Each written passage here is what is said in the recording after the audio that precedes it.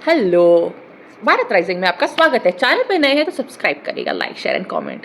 आज का हेलो थोड़ा डिफरेंट था ना, क्योंकि आज हमारा टॉपिक भी थोड़ा डिफरेंट है। ओके, अब हमारा टॉपिक क्या है? अब हमारा टॉपिक है हम सबका फेवरेट बॉलीवुड। जी हाँ, फेवरेट नहीं भी है तो भी सुन लीजिएगा, और अगर अग्री करें तो प्लीज़ हाँ ज़रूर बोलिएगा। ठीक है, अब हम टॉपिक पे आते हैं। तो टॉपिक है नेपोटिज्म। जी हाँ, नेपोटिज्म। नेपोटिज्म वही टॉपिक जिसको कंगना रनौत जी ने छेड़ा था। गलत था? नो। उसके बाद करण जौहर ने जिस तरीके से अपने ईगो पे लिया था, उनको जो फ्लैग बियरर ऑफ नेपोटिज्म बोला गया था, तो करण जौहर को था कि ओफ, ये कैसे हो सकता है? मैं एक्चुअली इसको प्रूव करके दिखाऊंगा कि मैं हूँ फ्लैग बेरर ऑफ नेपोटिज्म। किसी की औकात नहीं है मेरे सामने बोलने की। मैं हूँ धर्मा प्रोडक्शंस का बॉस। मैं हूँ धर्मा प्रोडक्शंस का वो बॉस जिसने कल हो ना हो जैसी मूवीज़ थी हैं लोगों को। मेरी मूवी तो चलेगी ही चलेगी, क्योंकि मेरी मूवी में SRK, रानी मुखर्जी, ये सारे बड़े बड़े एक्टर्स, अमिताभ बच्चन जैसे एक्टर्स। तो कंगना रनौत कौन है? इनकी कैसे हिम्मत हुई बोलने की? आपको एक बात समझ में आई है आज तक कि नेपोटिज्म की हम डिबेट तो करते हैं, लेकिन नेपोटिज्म कहीं से तो शुरू हुआ। जब Bollywood as an industry set हुआ था इंडिपेंडेंस के बाद, और छोटी छोटी मूवीज़ यहाँ पे बनती थी, तो उसके बाद यहाँ पर पे कई सारे लोग आए जिन्होंने अपने पैर जमाए। बहुत से लोग सक्सेसफुल हुए, बहुत से लोग उस टाइम पर पे बहुत ज़्यादा अपना नाम उन्होंने कमाया, जैसे भारत भूषण वगैरह। लेकिन उनके बच्चे इस मूवी लाइन में नहीं आपको कभी सुनाई दिए, ना उनका नाम आपको पता चला। बहुत लोगों ने। लेकिन अगर आप मान के चलिए कि अगर वो लोग भी इसी तरीके से होते कि वो अपने बच्चे को लाते, उनके बच्चे के बच्चे उनके यहाँ आते, उनके बच्चे के बच्चे बच्चे बच्चे बच्चे सब ऐसे अगर लाइन चलनी शुरू हो जाए, तो फिर करण जौहर या अमिताभ बच्चन जैसे लोग कैसे आ पाते इस इंडस्ट्री में? तो फिर SRK, जो कि इस चीज़ को क्लेम करते हैं कि उन्होंने बहुत स्ट्रगल किया है, वो कैसे आ पाते इस इंडस्ट्री में? किस तरीके से ऋतिक रोशन आ पाते इस इंडस्ट्री में? किस तरीके से ये अनन्या पांडे आ पाती, या किस तरीके से आपके और कोई भी, ये सोनम कपूर जो आकर के सबको आजकल एक प्रवचन देती हैं हर तरीके से आकर के यहाँ पर पे, वो सब इनको ये हक कैसे मिलता अगर उनके पेरेंट्स को बॉलीवुड में एंट्री करने को ना मिलता? तो जस्ट बिकॉज आप उस पोजीशन पे बैठे हुए हैं, इसका मतलब ये एकदम भी नहीं है कि आपका हक है वहां बैठने का। आपने वहां अपने पैर जमा लिए हैं क्योंकि आपको ऑडियंस ने वो हक दिया कि आप वहां पैर जमाएं, लेकिन आप अब जबरदस्ती करके वहां पर पे ये दिखाना चाहते हैं कि अब तो हम आ गए। ये तो एक तरीके से दिन दहाड़े लूट या गुंडागर्दी ही हुई ना, और उस चीज को प्रूव कर रहे हैं करण जौहर। उन्होंने तो इस चीज को एकदम दिल पे ले लिया। उन्होंने तो एक स्टेटमेंट भी बोला था कि मेरा बस चले, मेरा पैसा, मेरी मूवीज, मेरा सब कुछ, मैं किसी को भी लॉन्च करूं, उससे तुमको क्या?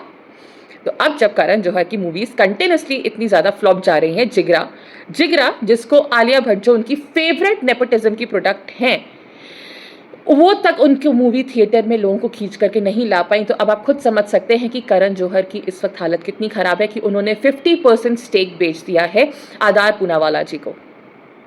ये वही धर्मा के ओनर हैं, ये वही हैं जो एक टाइम पर पे इतने ओवर कॉन्फिडेंट थे कि मैं तो किसी को भी लॉन्च करूंगा और लोग देखने आएंगे। इन्होंने क्या सोच लिया कि इन्होंने पूरे देश के लोगों को खरीद लिया है, या लोगों की सोच को खरीद लिया है, या जनता को खरीद लिया है कि हम सब इनकी मूवीज देखने को बाध्य हैं? ऐसा कुछ नहीं है। हाँ, एक टाइम पे आपकी मूवीज अच्छी लगती थी जिससे एक कहीं पे एक इमोशनल कनेक्ट बनता था, लेकिन उस टाइम पे भी PR और ओवर हाइप करने की सारी चीजें थी, फिर भी मूवीज चलती थी क्योंकि लोगों को कनेक्शन था कि हाँ आपके एक्टर्स से, उनसे एक रिलेटेबिलिटी होती थी। आजकल के टाइम पे अगर आप देखें तो आपको आलिया भट्ट से, अनन्या पांडे से कोई रिलेटेबिलिटी फैक्टर नहीं मिलने वाला है।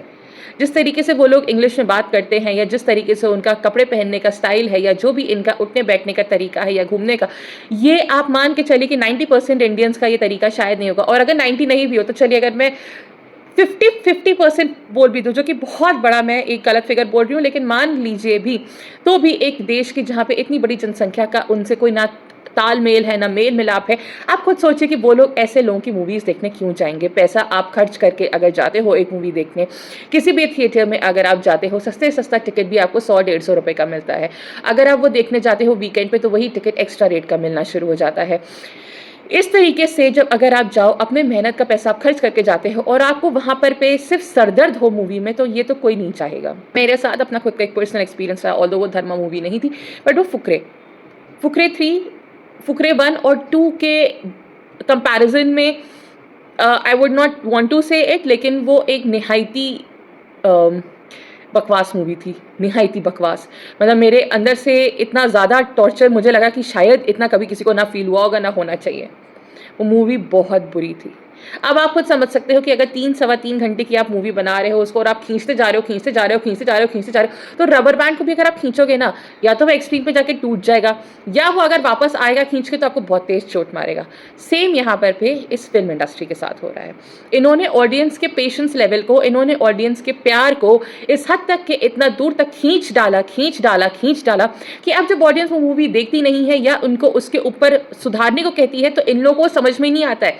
इनको लगता है ये हमारे ऊपर से, इनको आके से मूवी देखनी चाहिए, हम पे पैसे उड़ाने चाहिए। कॉर्पोरेट बुकिंग्स के थ्रू जब एक इन्फ्लेटेड नंबर्स डाल दिए जाते हैं तो आपको खुद पता चलता है कि यस डेफिनेटली कहीं ना कुछ तो शायद गड़बड़ हो ही रहा होगा ना। वरना आप खुद सोचिए कि इतनी बड़ी बड़ी स्टारकास्ट की मूवीज़ आ रही हैं और वो चलती क्यों नहीं हैं। ऐसी बहुत सारी मूवीज़ हाल फिलहाल में आगे आई हैं जिनके बारे में लोगों ने खुद कहा है कि वो देख करके आए हैं और हॉल्स खाली थे, लेकिन उनके बोला जा रहा है कि दे आर हिट फिल्म। अब वो कैसे हिट है नहीं है इसके मैच में है ना हमें जाना है, ना हमें कोई इंटरेस्ट है जाने का, ना हमें जाना चाहिए भी। बाद में जाएंगे जब हमारे पास कुछ उसको सब्सटैंशिएट करने के लिए कुछ प्रूफ होंगे। लेकिन अब हम आते हैं वापस से, तो ये जो नेपोटिज्म वाली डिबेट को करण जौहर ने एकदम अपने दिल से लगा के रखा कि मैं तो सबको अब लॉन्च करके ही मानूंगा। तो अब शनाया कपूर का कोई लॉन्च नहीं हो रहा है पिछले 2 साल से। अभी जो fabulous lives of Bollywood wives का सीज़न 3 का जो आया है उसमें जो उनकी मदर है महीप कपूर, उन्होंने एक एपिसोड में ये बात तक खुद बोली है कि शनाया और इन सब के लिए बहुत ही ट्रॉमेटिक एक्सपीरियंस रहा क्योंकि 2 साल से शनाया वेट कर रही हैं और उनका अब तक के लॉन्च नहीं हुआ। जहाँ तक कि उनके कंटेम्प्रेरीज जैसे कि अनन्या या उनकी अपनी कज़न्स जानवी और खुशी, इन सब के हो चुके हैं डेब्यूज़। और डेब्यू तो छोड़ दीजिए, ये लोग कई सारी मूवीज़ में आ चुके हैं।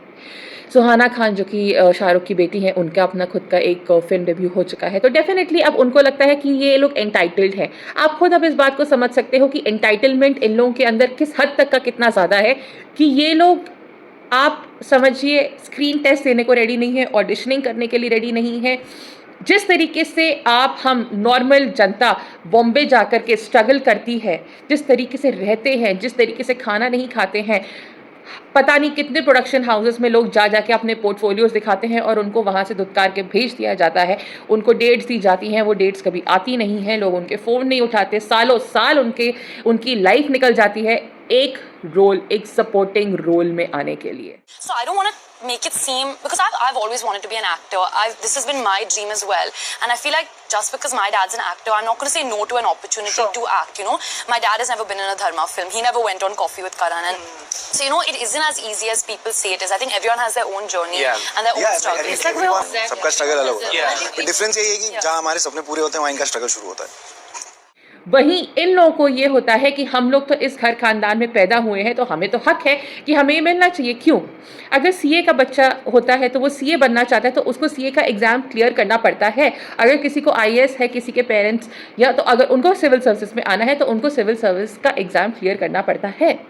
किसी को डॉक्टर है, किसी का पेरेंट, तो उस बच्चे को डॉक्टर बनने के लिए डॉक्टरी की डिग्री लेनी पड़ती है। वहाँ पर आप जाके ये नहीं कह सकते हो कि मेरे फादर बैंकर थे, मैं भी बैंकर बनूंगा, मैं बनूंगा ही बैंकर क्योंकि मुझे तो बैंकर बनना ही, मेरे पापा बैंकर थे। ये कोई नहीं सुनेगा। तो ये एक्टिंग के फील्ड में ये क्यों हो जाता है कि हमारे पेरेंट्स इस इंडस्ट्री के थे तो हमें तो ये होना ही चाहिए, हमें तो ये मिलना ही चाहिए। एक इतने छोटे से ये लोग सर्कल में होते हैं कि इनको ये लगता है कि जो ये चीज़ें सही समझ रहे हैं और जो ये चीज़ें कर रहे हैं वो ही सही है। बट इसमें कहीं ना कहीं गलती इनकी नहीं है, गलती हम लोगों की भी है कि हम लोगों ने इन लोगों को स्टारडम, इतना सेलिब्रिटी कल्चर को इतना ज़्यादा पंप अप कर रखा है, इतनी ज़्यादा इनको हम लोगों ने, इतना ज़्यादा वो फ़ैन फॉलोइंग को, प्यार को, इन लोगों ने उस चीज़ को फॉर ग्रांटेड ले लिया। और हम लोगों ने भी हद से ज़्यादा जब एक लिमिट क्रॉस कर दी तो उन्हें भी ये लगा कि दे आर नॉट रॉन्ग। अगर आप उनके पर्सपेक्टिव सोचो तो शायद वो गलत इतने नहीं है, हम भी इसमें बहुत हद तक के भागीदारी हैं, हम भी इस हद में बहुत तक गलत हैं कि क्यों हम उन लोगों को इतना ज़्यादा वो करते हैं। तो अगर किसी के साथ इनजस्टिस हो रहा है तो कहीं ना कहीं हम लोग इस चीज़ के लिए खुद रिस्पॉन्सिबल हैं। मैं ये नहीं कहती कि आपके अपने फेवरेट स्टार्स नहीं होने चाहिए या आपको लोग एक्टिंग के पसंद नहीं आने चाहिए, लेकिन क्या हम एक लाइन ड्रॉ कर सकते हैं? ये आपके ऊपर एक प्रैक्टिकल क्वेश्चन है। This is nothing against a particular star, this is nothing against an actor और अ सेलिब्रिटी और वॉट एवर दे आर। आप एक सोशल मीडिया पे हैं, आप एक मीडिया पर्सनालिटी हैं, तो डेफिनेटली अगर आपको लोग प्यार करते हैं तो आपके पास लोगों के ब्रिक बैट्स भी आते हैं। लेकिन कहने का बस मतलब इतना सही है कि ये जो एक एंटाइटलमेंट है, ये जो एक नेपोटिज्म की डिबेट को इन लोगों ने खुद ही बढ़ावा दिया, क्योंकि ये लोग एक रियलिटी से बचते हैं। शनाया का नाम इसमें इसलिए नहीं है क्योंकि वो अब तक डेब्यू नहीं कर पाई हैं, वो एक एग्जाम्पल है। शनाया की जगह जानवी भी हो सकती थी या XYZ कोई भी और हो सकता था। They did not have to struggle. इनके पास मूवी पे मूवी, मूवी पे मूवी, मूवी पे मूवी आती है, जिसमें ये लोग मूवी पे मूवी में आकर के अपने आप की स्किल को इम्प्रूव करते हैं। ये लोग मूवीज़ में अपनी स्किल इम्प्रूव करते हैं, और जो और लोग होते हैं उनसे एक्सपेक्टेड रहता है कि उनको ऑलरेडी वो स्किल सेट आना चाहिए। तो ये जो एक अनफेयर डिवीजन है, ये सब जो चीज़ें हैं, ये चीज़ ऑलरेडी बहुत गलत है। ये एक नॉर्मल जनता से एक्सपेक्टेशन रखना कि उनको हर चीज़ आनी चाहिए, ये चीज़ थोड़ी गलत है मेरे अपने पर्सनल मानने में।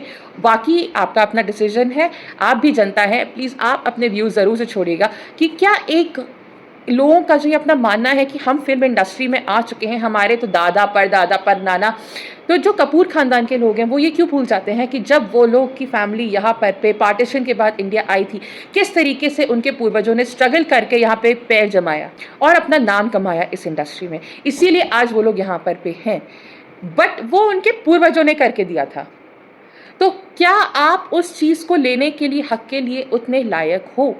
Did you actually struggle for that, और was it serve to you on a platter? अब इस चीज़ के ऊपर आपको बहुत लोग मेरे को टारगेट करके बोल सकते हैं कि ओ आप जेलस हो, आप ये हो वो हो। जेलसी की बात नहीं है, आप मेरे से डिसएग्री कर सकते हैं, डेफिनेटली आपके अपने खुद के भी कुछ थॉट्स होते हैं, लेकिन आप मुझे प्लीज़ एक प्रैक्टिकली बताइएगा। डेफिनेटली पेरेंट्स अपने कुछ असेट्स जो बनाते हैं वो अपनी जनरेशन को देते हैं।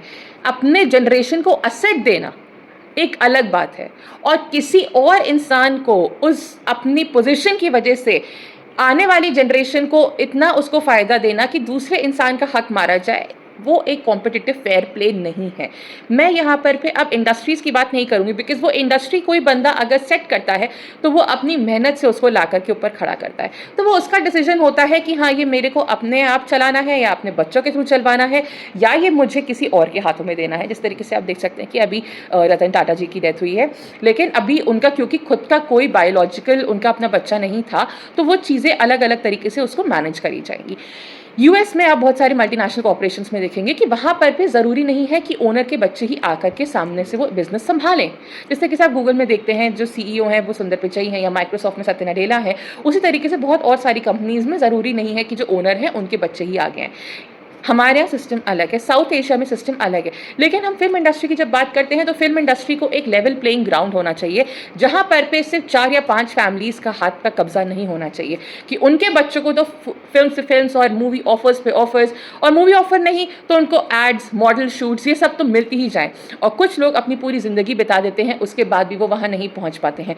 कुछ एक्टर्स हैं, तृप्ति दिमरी, कार्तिक आर्यन जैसे, या पंकज जैसे, जो आकर के वहाँ पर पे अपना नाम बनाते हैं। मनोज वाजपेयी जैसे जो आए हैं, इन्होंने काफ़ी स्ट्रगल किया है और वहाँ पर पे अपना नाम हासिल किया है, लेकिन ऐसे लोग अब आपको बहुत कम मिलेंगे।